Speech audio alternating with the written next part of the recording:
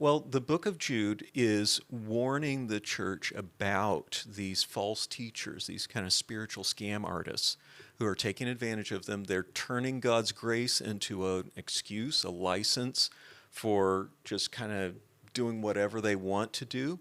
And they are rejecting the authority of Christ in their lives. And those are two issues, two problems that the church has faced in every generation, Sure. certainly in our own as well. At the same time, then, he climaxes his letter by calling these Christians to show mercy, not just to hang on to the truth themselves and not be duped or deluded. He calls Christians to reach out to these folks and snatch them out of the fire. And so it just drove home to me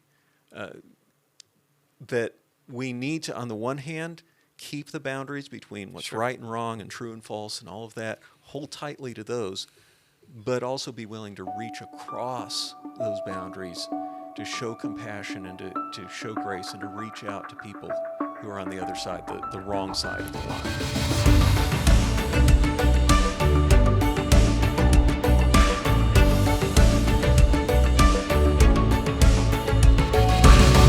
Welcome to BeyondU, another episode today. I am honored to be joined by one of our esteemed professors, Dr. Jerome Van Kuiken, who just published a book not long ago called The Judas We Never Knew, about this little tiny book in the New Testament, the brother of Jesus, Judas. And so we have an insightful conversation today just on the power this little book holds in the New Testament and some of the ramifications it has for church and culture today. So excited to have you with us today. Hope you enjoy the conversation. Jerome, thanks for being here today. Congratulations on this book that just came out not long ago. And I know we had a community event here not long ago for people to attend to talk more about Judas. So just to get us started today, talk to us about the book. Give us a summary. What all is in the book? What's the topics? Yeah, well, thanks for having me here today. And the book is about Judas, also known as Jude in the New Testament. He goes by both names there in the New Testament, which is confusing for us. And he's a little-known younger brother of Jesus who also wrote a little-known book right near the back of the New Testament, the letter of Jude.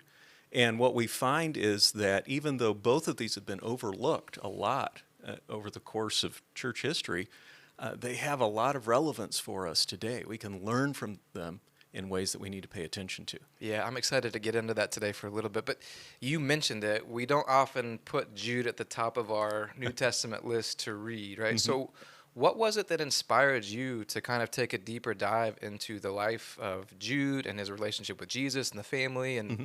what inspired you to do this? Yeah. Well, when I was in my master's degree in seminary, our New Testament professor encouraged us to, every one of us, have our own book of the Bible that we kind of made our own. And Jude's letter is short, so that was attractive. But it also, its communication style is kind of different. It says some things kind of differently. And it just has some really intriguing features to it. Well, then studying that letter led me to look back at the man who wrote it. And I found some things there that are just really fascinating. Yeah. So you mentioned that Jude maybe uses some different language or some things to talk about than maybe the other New Testament writers. Could you give us just an example of how Jude did that when he wrote the letter? Right, sure. So one of the things that people notice when they read the letter of Jude is that he quotes from some places, some sources of literature that aren't in the Old Testament. They refer to Old Testament characters like Moses and Enoch, but those books that he's quoting from aren't actually in the Old Testament. They're more like fan fiction. Sure. Interesting. Okay. So you mentioned it earlier, but Jude is not at the top of the list for most people. Why do you think him as a person and his book have been so overlooked in the history of Christianity? Yeah. Well, since there's not a lot about him as a person in the New Testament, it's easy to overlook him in favor of Peter and Paul and some of the apostles who get more airtime in the New Testament. And then the letter of Jude, it is short, very short. It's right next to the book of Revelation. So, we get through the Gospels, we get through Acts, we get through Paul, and then we want to get to Revelation. We just kind of, just skip right over it. But then also, Martin Luther didn't like the book of Jude. And so his comments on it and his downplaying of it have sort of set a precedent for the past 450 or so years of Protestant scholarship anyway. Okay. So tell us, for the average listener, obviously Martin Luther was big on James, but why didn't he love the book of Jude? Yeah, he didn't like Hebrews, James, Jude, and Revelation because he felt like they didn't preach the gospel in the way that he preferred to hear it and focus on it. He felt like James emphasized works too much, and he felt like Jude, he thought probably wasn't written by the real Jude. He thought it was a fake piece of writing that had been passed off on the early church. Okay, interesting. Well, it's a short book, as you mentioned. Your book is fantastic, but the book in the Bible, Jude, is pretty short, but it covers a lot of territory. So we'll get into some of the details and nuances of the book a little bit as we talk. But what relevance do you think, in general, the book of Jude has for conversations for the church today? Yeah. Well, the book of Jude is warning the church about these false teachers, these kind of spiritual scam artists who are taking advantage of them. They're turning God's grace into an excuse, a license for just kind of doing whatever they want to do. And they are rejecting the authority of Christ in their lives. And those are two issues, two problems that the church has faced in every generation, Sure. certainly in our own as well. But then also, he is very concerned not only to warn the church, these Christians, against those kinds of errors, but also he encourages outreach and showing careful but real mercy and offering grace to people who've been deluded by these false teachers in order to bring them back. Okay. So there's a lot of implications for a lot of things that we're dealing with in contemporary society today, and we'll probably talk about a few of those. One of the things that you talk about towards the front end of the book is this undercurrent of family that's in there, and kind of navigating that for Jesus and his family.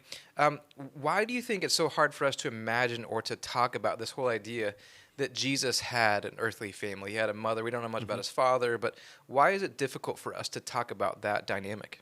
Yeah. Well, I think part of it is we want to stress that Jesus is God and Savior, and those are very true, very important, and I talk about them in the book. But sometimes focusing on that can eclipse his real humanity as well. Maybe we struggle with thinking of Jesus as getting tired, getting hungry, working for 30 years before he goes off on ministry. And part of that is neglecting, downplaying his family relations as well. Yeah, we don't often think about Jesus as being a son or a brother or a cousin or anything like that. And so it's interesting that you brought that up, which all of us can relate to a lot of these family dynamics that you mentioned. One of the things that you mentioned early in the book is, I know for some listeners, they may be committed to following Christ, and because of their commitment to that, they're facing adversity from family who either don't understand or don't agree. So as you studied this, as you wrote this, talk to us a little bit about what advice from the Gospels or the book of Jude in particular do you have for a listener who they're committed to Christ, but they're dealing with a lot of opposition from even close family? Yeah, definitely. What I would say is things that we learn from Jude's life and from Jude's letter are Jesus does call us to a higher allegiance than even to our family. At one point, Jesus says, whoever wants to come after me, whoever wants to follow me, and doesn't, he uses the word hate. Now, that's an overstatement on purpose. But he says, and doesn't hate their own family, their own life, is not worthy of me. And he's making that sharp contrast in order to underscore allegiance to God, to Jesus, to the gospel has to come first. And he's speaking out of a place where he was experiencing tensions with his own family.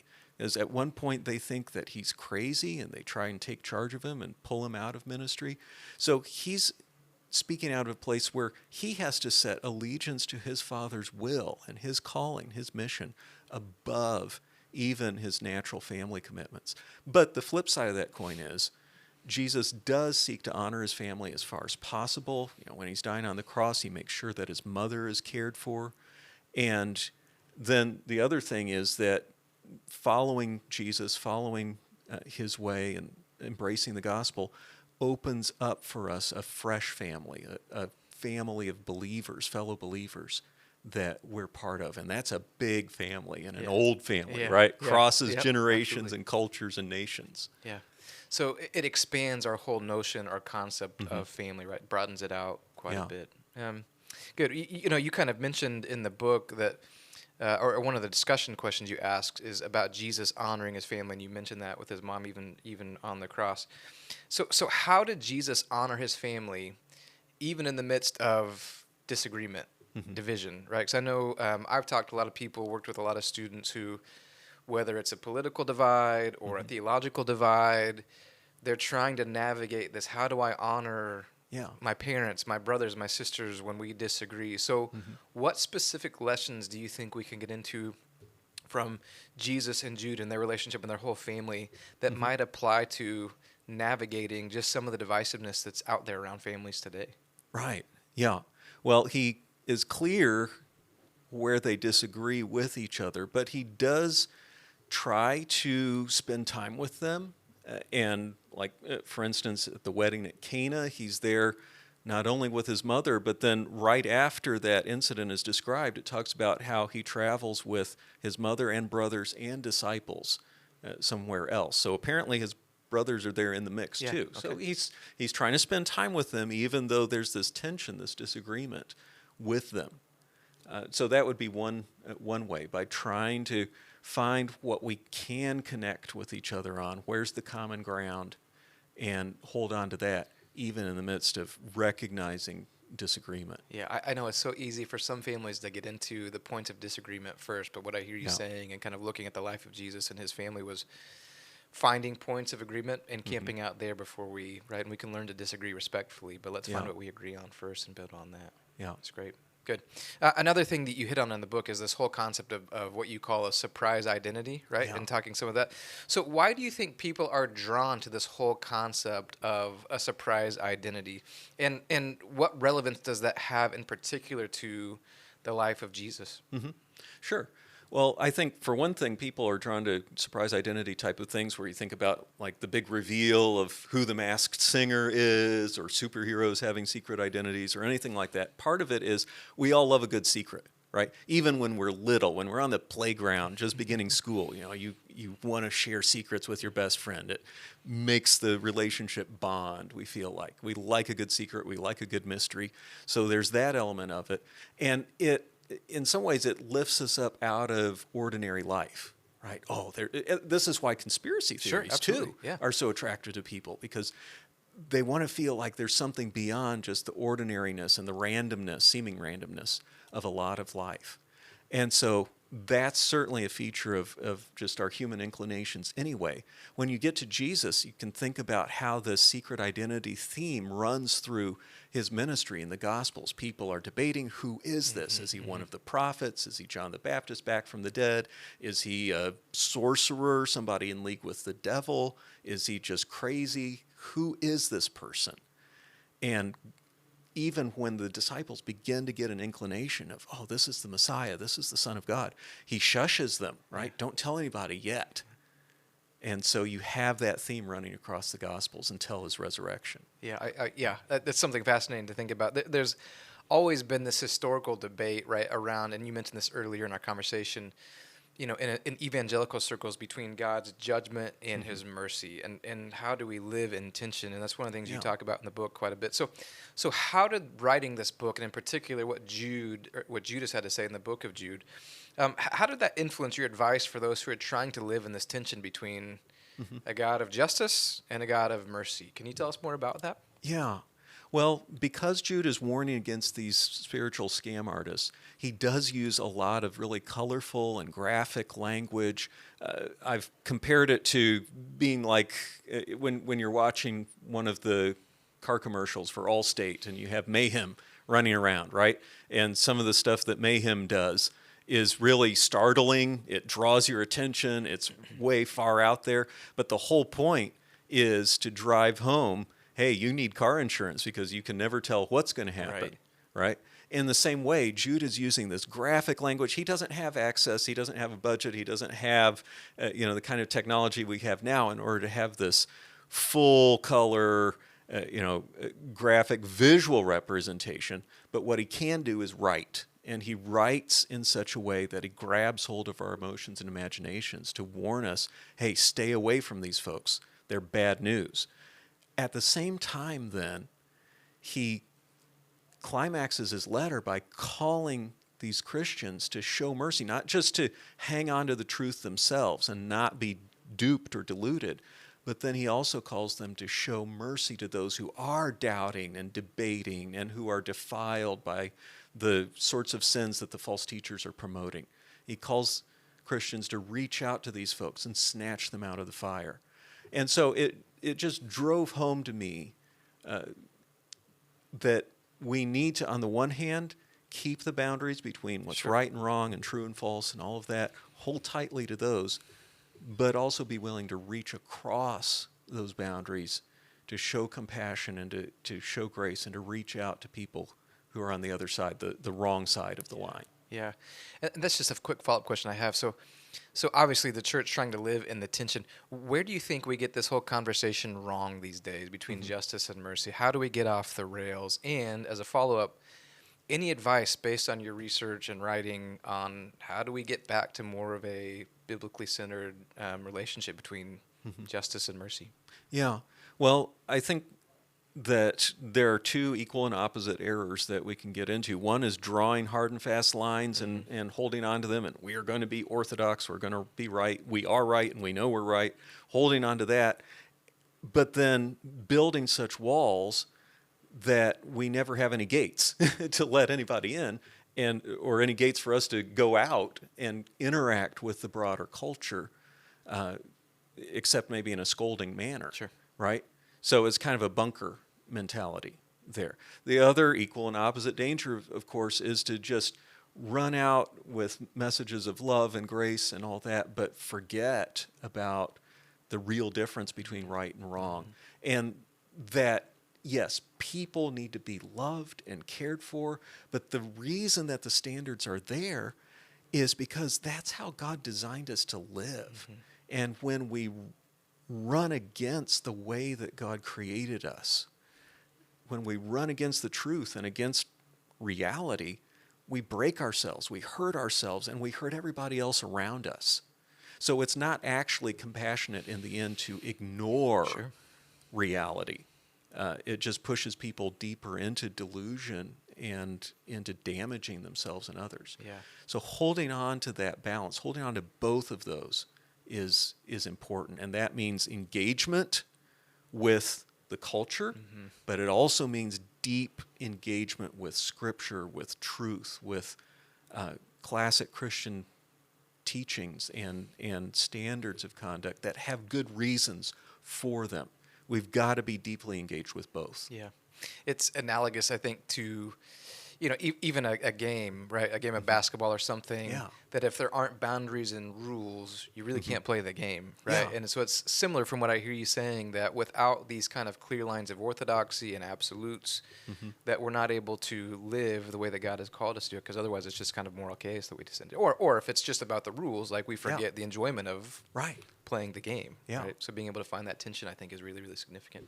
To kind of piggyback on that for a minute, I know one of the conversations that is so popular today, not only in the church, but just outside of that, is this whole concept of love. Is love tolerance? Is it acceptance? Does it require confrontation? And you kind of talk about that in a little bit and mention that Jude maybe has a different way of talking about love or defining love.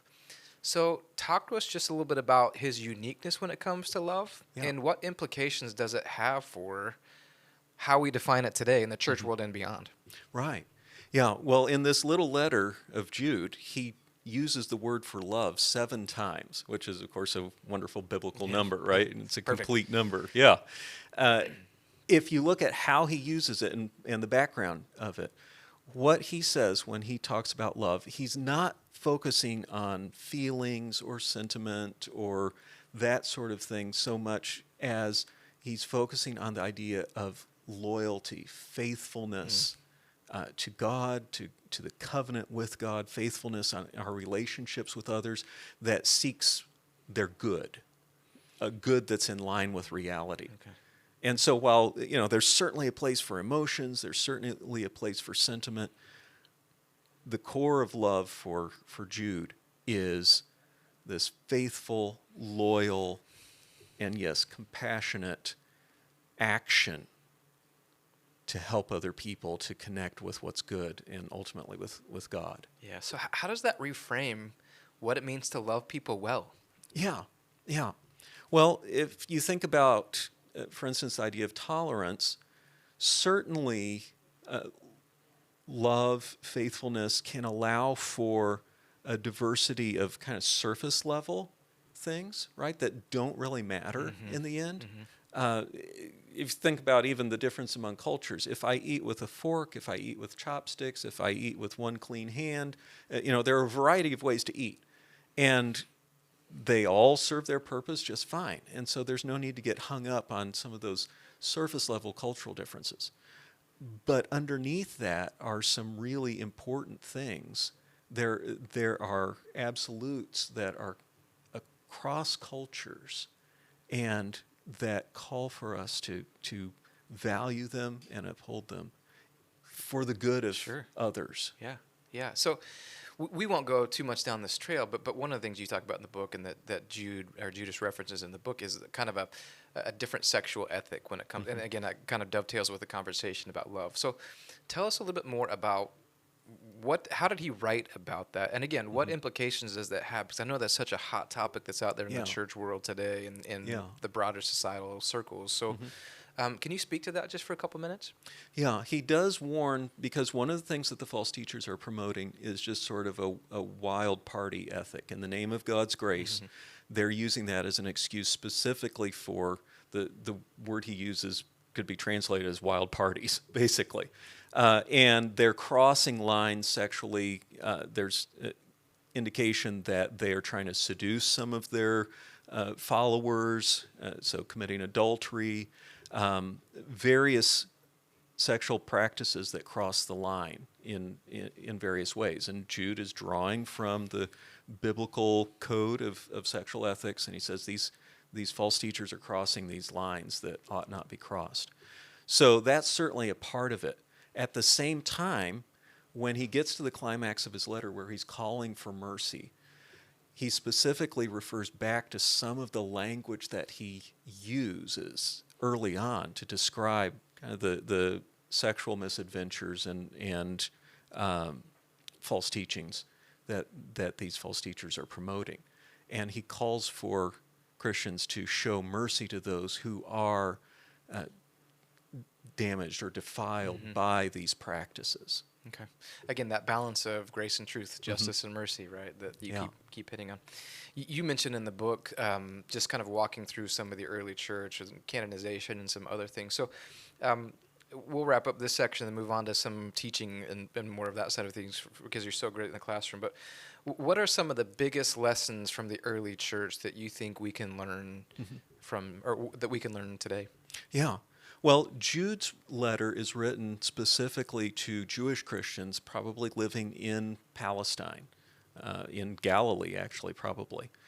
And one of the things that happened early on in church history is that as the majority of Christians were drawn from a Gentile background, Gentile audience, non-Jewish background, this rift began to develop between the Gentile church and the Jewish church.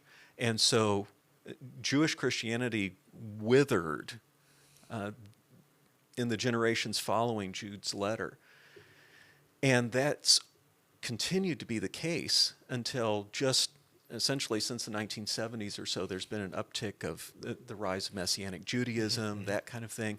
There are now more people of Jewish extraction who are following Jesus as their Messiah than at any other time in church history since the very first couple of centuries of Christianity. Okay, but what has the church lost from that long period of time when we didn't have the input of our Jewish brothers and sisters, really, when Christianity was basically a Gentile game? Well, quite a bit, I would suggest. And so one of the lessons that we can learn from Jude for today is, hey, we've got to pay attention to our brothers and sisters in Christ who are from different cultures, certainly our Jewish brothers and sisters, but also for those of us living in the West, Christians who are outside of the West, who have correctives, who have fresh insights, who have great things to offer to Christianity as a whole. And we impoverish ourselves if we fail to listen to them and engage with them. Yeah, absolutely. So let me ask you this question: Do you have any resources, like if the church should consider more of its Jewish roots or different culture? Because again, all of our tendency is to become a little bit myopic when it comes to our view of faith and our culture's view of faith. So any books, recommendations out there that you would maybe throw to the audience and say, well, this might be something to pick up to just learn more about some of the Jewish roots of Christianity, or to kind of broaden the way that we think outside of just a purely Western view of Christianity? Yeah. The works of Kenneth Bailey are helpful. Dr. Kenneth Bailey are a good place to start with that. Great. Yeah, so check those out if you want to. If you don't mind, I'm going to just go into teaching a little bit because, Jerome, I've talked to several of your colleagues and different students on campus here, that you are one of those academicians who has the unique ability to publish, right, to research. I mean, you love the academic endeavor, but you are just so good in the classroom as well in connecting with students, right? And I think that's one of the things that makes you unique. So tell us a little bit, what is your approach to the classroom, right? What's the process like for you of taking the things that you're learning, whether it's here or something else, and bringing them into the classroom? How do you go about doing that? Yeah. Well, I think Jude gives a great example or role model for me to follow in that he has these things that he wants to say that are super important, but he engages with his audience by using really memorable visual imagery, these graphic images that he uses, and then he connects with what they're reading, stuff from their own popular culture. Okay. So these non-biblical stories about Enoch and about Moses and all that are just sort of folklore or circulating in the culture that he's writing to. And so for me, I have important things that I want my students to learn, but I figure they're going to learn them best if I can make them colorful, if I can connect them with popular culture. And so that's kind of my approach. Yeah, I've walked by your classroom before, and I've seen everything from Beyonce to, all kinds of stuff going on, like, in your classroom. So can you give us a couple of examples of how do you do that? Like, give us some examples of how do you take something that's out there in pop culture and tie it back to some of the theological concepts that you're trying to get across to students? Yeah, so right now in theaters, there's the Book of Clarence that's out, which is kind of a retelling of the gospel story from a particular perspective. And it interacts with, in passing, it refers to ideas that end up becoming part of a book called the Gospel of Judas, the infancy gospel of Judas, which is, again, kind of early Christian fan fiction, didn't make it into the New Testament, but the Book of Clarence actually interacts with that idea, draws some of its ideas from there. So that would be one example of pointing out, hey, here are references in your popular culture, a movie that you might go see, to early discussions within Christianity about what books belong in the New Testament and what don't. Yeah. So that would be one example. So you think about, the work that you do with students and all the research that you do. What do you find most meaningful about being in the classroom and working with students at Oklahoma Wesleyan? Yeah. I want to kindle in them a love for the material, because if you love it, that gives you the motivation to learn, to study, to figure out how this applies to your life, that kind of thing. So if I can capture their hearts, then the content will come. Makes sense, yeah. So you work with students, obviously. We've got a pretty diverse group of students here at Oklahoma Wesleyan, and I know you teach some general education classes that you have a wide swath of students. So as you get to know students in culture today, what is it that gives you hope moving forward as you think about the importance of the Bible and the authority of Scripture, and yet you work with college students? What is it that gives you hope in the work that you're doing? Yeah. I think one of the things that gives me hope is the signs of spiritual hunger among students and the signs of God at work in special ways. We think about the Asbury outpouring just last year, things like that going on where there are signs that, okay, in the midst of all the kind of breaking up of old alliances and old ways of doing church and old ways of relating church and culture and all that, in some sense that's breaking up the ground for the planting of fresh seeds so something new can sprout. Yeah. We get the sense that there is something new and fresh that's taking place, right? And so thank you so much for all that you do to fan those flames. And thanks for taking time today, Jerome, just to be with us for a little while. Yeah.